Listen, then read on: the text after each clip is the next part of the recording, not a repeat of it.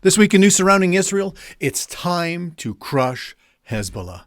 So stay tuned, friends, for all the details.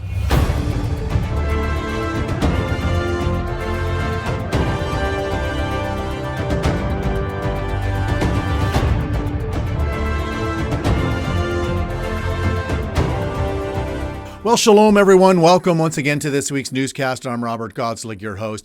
And just this past weekend, in preemptive strikes, more than 100 IDF fighter jets struck numerous targets inside Lebanon against Hezbollah, including rocket launchers that were ready to launch some 6,000 projectiles into Israel.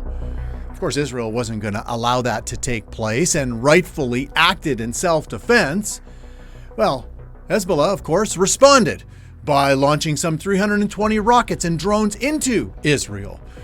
But did you know, friends, that since October 8th, Hezbollah has launched thousands of rockets and drones into Israel, firing them almost on a daily basis, which has displaced some 60 to 100,000 residents from their homes in northern Israel. And they've had enough. Simply, they've had enough.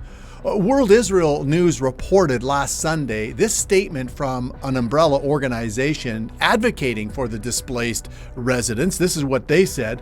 They said, for months now, we have been suffering hundreds of rocket, missile, and drone barrages almost every day.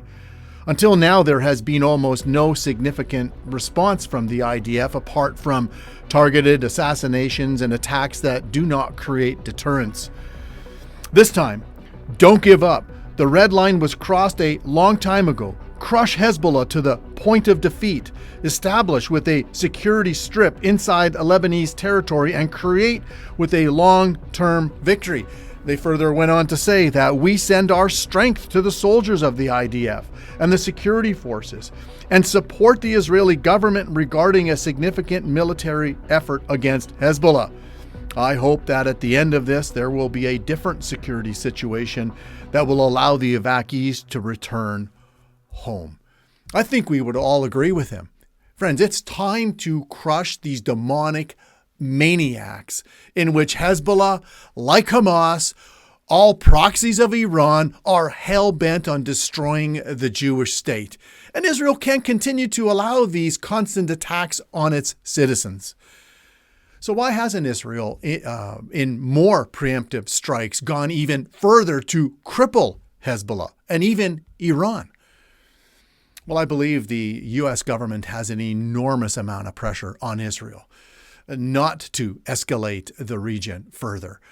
Remember, there's an election coming up here in the United States in November, and Biden and Harris, they're trying to play both sides. So what can we expect looking forward? Well, I don't know. Time will tell. Let's see the results of the U.S. election and what happens. But this, we know for sure, can't continue to go on. And I can assure you as well that under a Trump victory, should that happen this fall, things are going to be drastically different because Trump will back Israel 100% without wavering. But for now, let's continue to pray for Israel. That's a command that God gives us in Psalm 122, verse 6, to pray for the peace of Jerusalem. Let's continue to pray for Israel. Again, I've said this many times. Let's pray that Israel's leaders would be wise to the schemes of those that wish them dead. And let's pray ultimately that God would ultimately frustrate the enemies of Israel and their plans. Because at the end of the day, friends, it is God who has Israel's back. Just as David wrote in Psalm 124, verses 2 and 3. This is what he wrote. He said, "Let Israel now say, if it had not been the Lord who was on our side when men rose up against us, then they would have swallowed us alive when their wrath was kindled against us."